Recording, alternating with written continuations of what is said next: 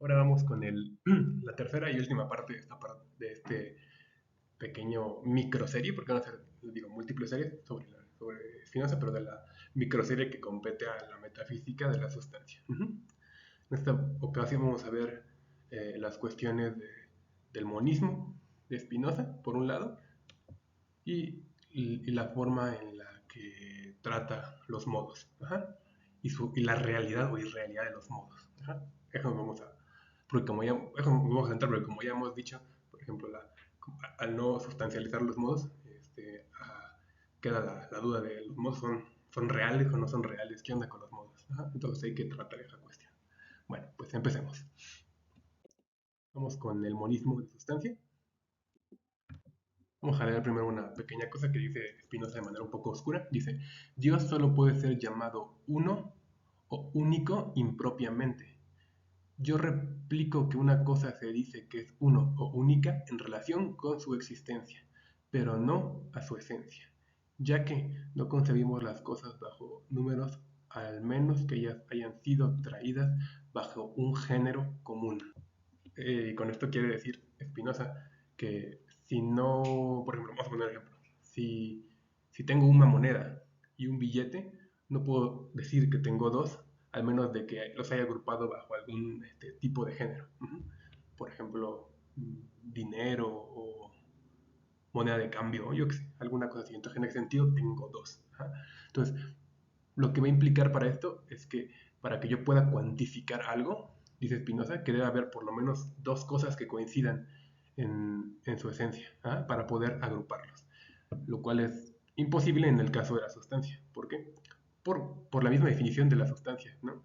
Que solo hay una sustancia y no puede haber nada que cause a la sustancia, y que no puede haber, digamos, algo ajeno a la sustancia eterna e infinita que es Dios o la naturaleza. Entonces, no hay forma de que haya un equivalente de la sustancia, es imposible, por definición. Entonces, Melamed va a hacer una serie de comparaciones y demás, pero lo que va a llegar es que en general no podemos decir que Spinoza tenga un monismo de existencia donde diga solamente existe eh, eh, la sustancia o solamente existe una cosa, sino que va a ir por la idea de que lo que nos está sugiriendo Spinoza no es que no existan las otras cosas, sino lo que nos está diciendo Spinoza es que existe algo prioritario a lo demás. Después de todo, acuérdense que dijimos que existen los atributos y existen los modos de los atributos. Sin embargo, digamos, es más esencial, digamos, la sustancia, en tanto que los atributos son de esa sustancia y no pueden existir sin la sustancia. Asimismo, los modos son las afecciones de esa sustancia, esas modificaciones de la sustancia. Entonces, no son independientes de la sustancia. Sin embargo, no quiere decir que no exista. Eso es lo que vamos a tratar de demostrar, ¿vale? Y eso también es claro en el sentido de que los modos y los atributos, digamos, son infinitos. Y aún así, solo hay una sustancia, pero todos ellos son infinitos. Entonces, de alguna forma, podríamos decir que en la merología de Spinoza, tenemos que, si bien en algunas secciones sabemos que Spinoza dice que las partes anteceden al todo, eso no quiere decir que la sustancia no pueda anteceder a todo lo demás. Y esto es importante porque la sustancia en realidad no es algo que tenga partes. Ya dijimos que es infinita y es eterna. Entonces, algo que es infinito y es eterno, pues no tiene partes, pero antecede. Entonces, en ese sentido, en la merología de Spinoza podemos decir que la sustancia es antecesora a todo y aún así podemos conservar la idea de que las partes anteceden al todo en Spinoza, lo cual está bastante cool. Entonces pasemos a la cuestión de la realidad y la naturaleza de los modos, porque pues, sugerimos que son reales, ¿no? O que la misma definición asume que son reales, asume que son de algo, asume que existen de alguna forma, pero aún así también hemos dicho en otras partes donde cada vez son más imperfectos los modos y tienen menos realidad entre más alejados estén de su causa. En este caso es la sustancia. Entonces vamos a ver un poco de cómo usa este, Spinoza esta idea del modo. Vamos a ver una primero una cita de una de sus cartas. Dice, I call affections of substance modes. Their definition, insofar as it is not the very definition of substance, cannot involve any existence. Es decir, no implican existencia, por su definición, al no ser sustancia, porque acordamos que lo único que su esencia implica existencia por el principio de razón suficiente, es la sustancia. So, even though they exist, we can conceive them as not existing. From this, it only follows that when we attend only to the essence of modes and not to the whole order of nature, we cannot infer from the fact that they exist now that they will or will not exist later, or that they have or have not existed earlier. From this, it is clear that we conceive the existence of substance to be entirely different from the existence of modes. Es decir, de la esencia misma de los modos, pues no podemos asumir que existen de ninguna manera. Son prácticamente contingentes, pudieron haber sido como pudieron haber no sido. En cambio, por la esencia de la sustancia, pues esta no pudo haber no sido, siempre fue. Entonces, eso es algo importante de notar. Entonces también hay que decir que eso no implica que los modos no puedan ser concebidos a través de la sustancia. De hecho, ahí no se implica esa idea. Y eso es una de las cosas que va a defender Melamed, de que los modos pueden ser concebidos a través de la sustancia. Y eso es algo muy importante, como vamos a ver en los siguientes slides. Ahora,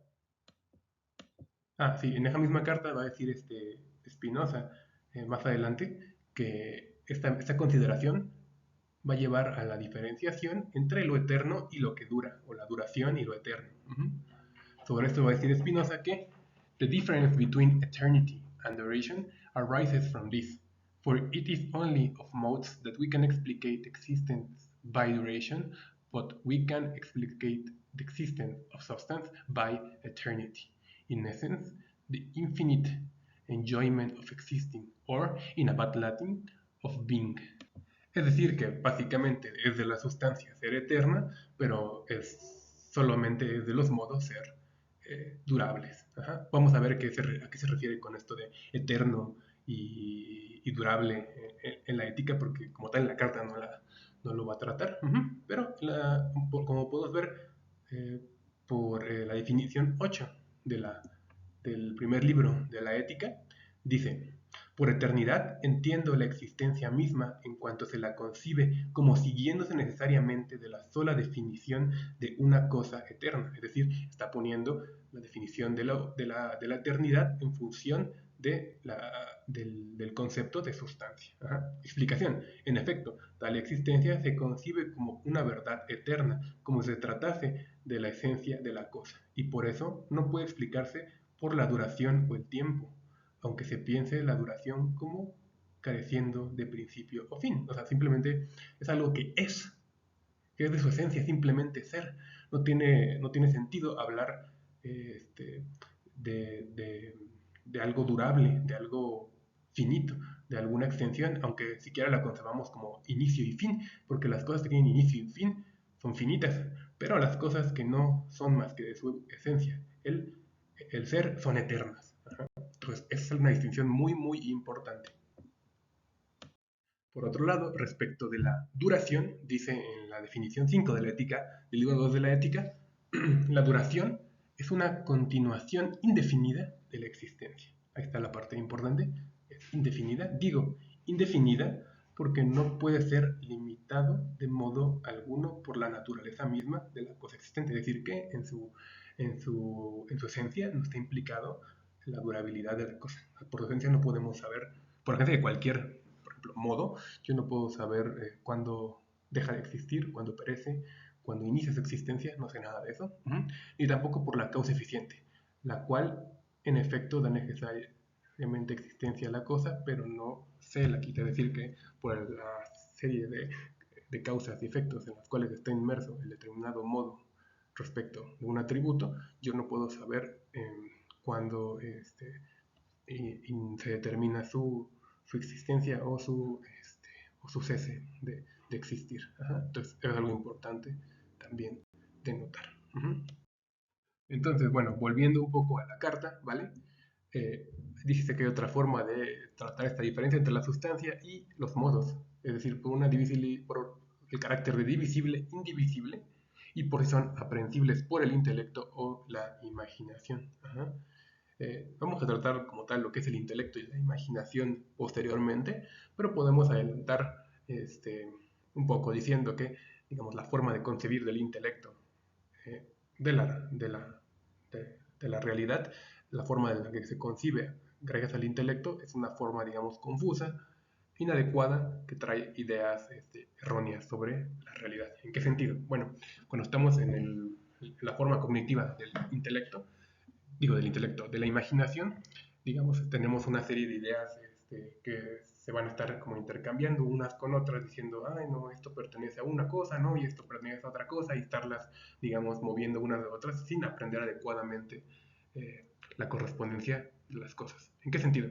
Por ejemplo, cuando uno interactúa con el mundo, pues tiene, digamos, determinados modos que corresponden a los choques entre objetos, y por otro lado, a las ideas, y las concatenaciones de ideas se corresponden a esos cuerpos que interactúan. Entonces, en este caso, cuando un sujeto conocente interactúa con el mundo, eh, tiene ideas sobre el objeto que interactúa con el cuerpo, relativo al cuerpo y relativo a las relaciones entre el cuerpo y el objeto que interactúa con el cuerpo. Entonces tienes ideas de todas esas, y lo que pasa en la imaginación es que las confundes unas con otras. En cambio, en el segundo nivel de conocimiento para Spinoza, que es el aspecto del intelecto o la razón,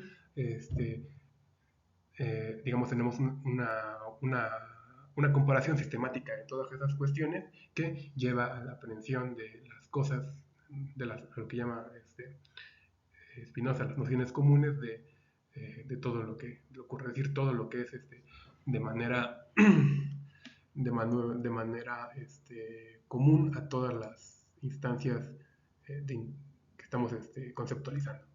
A todo lo que es común, a los modos, todo lo que es común, a los atributos, todo lo que es común, a los cuerpos, todo lo que es común. Me explico, a eso se refiere con nociones comunes. Entonces, digamos, unas son abstracciones confusas y demás, y las otras son abstracciones sistemáticas, se podría decir. Entonces, vamos ahora con lo que sigue. Ya con el texto como tal, ya que tenemos esta pequeña introducción a la epistemología de Spinoza. Pero vamos, dice, from all of this, it's clear that when we attend only to the essence of modes, as very often happens, and not to the order of nature, we can determine as we please the existence and duration, we conceive it as greater or less, and divide it into parts, without thereby destroying in any way the concept we have of them. Es decir, podemos agarrar, dividir y demás, los modos que queramos, no importa. Lo podemos hacer de manera aleatoria, no importa, lo podemos hacer de la manera más libre que queramos, como al final de cuentas la esencia de los modos no implica ningún tipo de existencia y demás, pues puedes hacerlo como tú quieras, ¿no?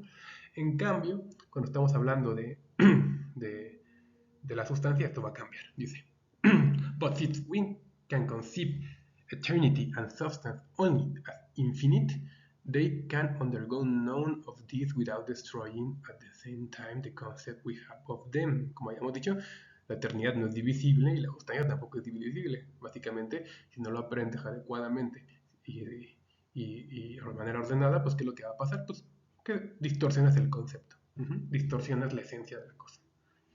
Y pues eso no tiene sentido aquí. But if we ask why we are so inclined by natural impulse to divide extended substance, I reply that we conceive quantity in two ways, either abstractly or superficially as we have in the imagination with the aid of the senses, or a substance which is done by the intellect alone. Es decir, esto es lo que es. Esa diferenciación que estaba ocurriendo era debido a que no lo estábamos consiguiendo bajo la facultad de la imaginación y lo otro estábamos consiguiendo a partir de la facultad del intelecto. So, if we attend to quantity as it is in the imagination, which is what we do most often and most easily, we find it to be divisible, finite, composed, and one of many. But if we attend it to as it is in the intellect and perceive the thing as it is in itself, which is very difficult, then we find it to be infinite, indivisible, and unique. ¿Vale? Entonces, esta carta es súper importante, sobre todo en esta parte, porque ahorita, como vamos a ver, ha condicionado la interpretación de Spinoza de maneras muy específicas, porque dice cosas muy específicas a la relación de esto, por ejemplo, de que solo lo podemos concebir a los modos por, o parece ser que solo podemos concebir a los modos por la imaginación y a la sustancia y demás por el intelecto. Entonces pareciera ver que digamos, una brecha epistémica entre una y la otra, pero en realidad no está diciendo eso. Si nos fijamos con atención, en realidad no niega de ninguna manera que uno pueda atender a los modos por el intelecto.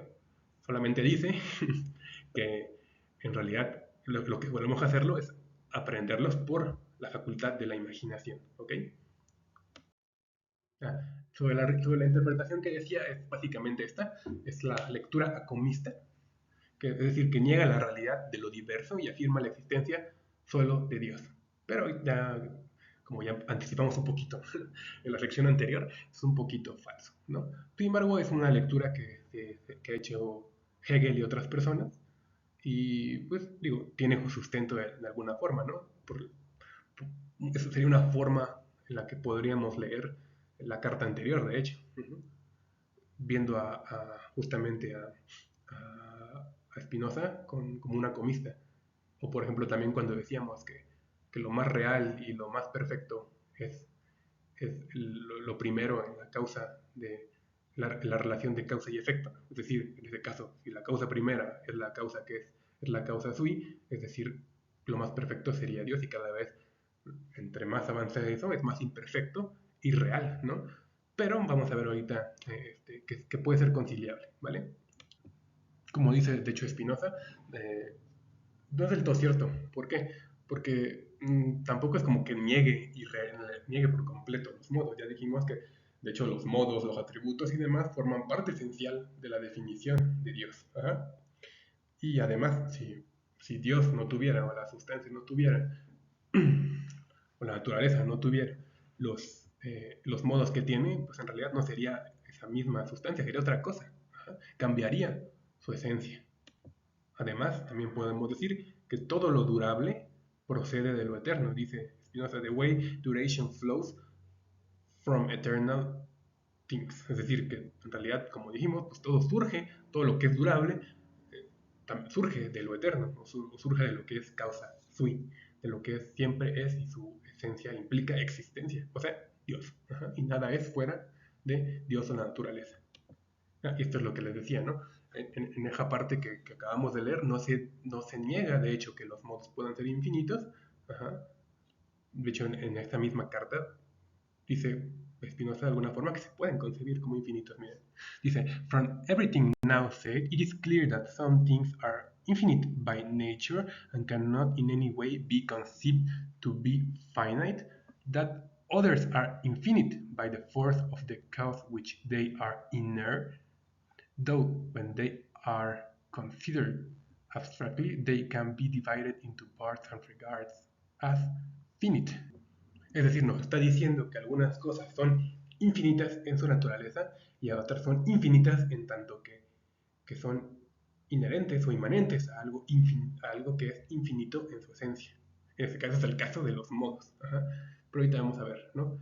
Bueno, lo que sí es importante decir es que esto implica que los modos no solo son concebibles probablemente por la imaginación, sino que también por el intelecto. De hecho, esto va a ser muy importante cuando hablemos de la eternidad.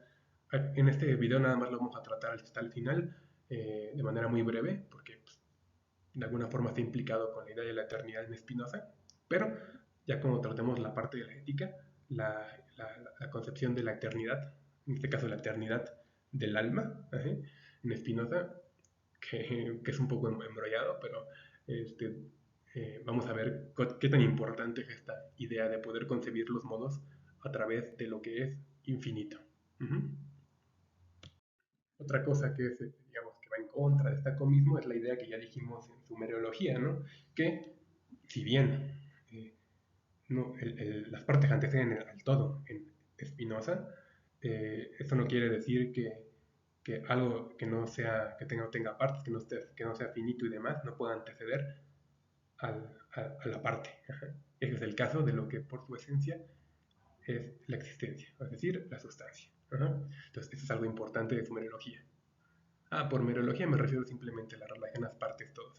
La merología es la rama de la filosofía que estudia esa relación entre las partes y los todos.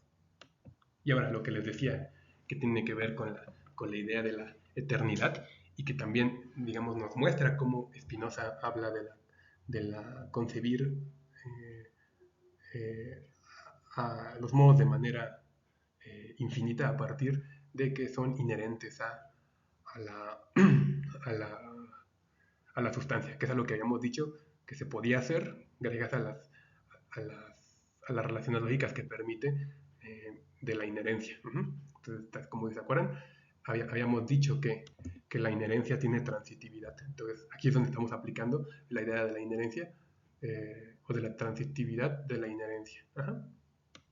Bueno, pero dice en la proposición 30 del libro 5 de la ética, dice Spinoza, nuestra alma, en cuanto se conoce a sí misma y conoce su cuerpo desde la perspectiva de la eternidad, en esa medida posee necesariamente el conocimiento de Dios y sabe que ella es una en Dios y se concibe por Dios.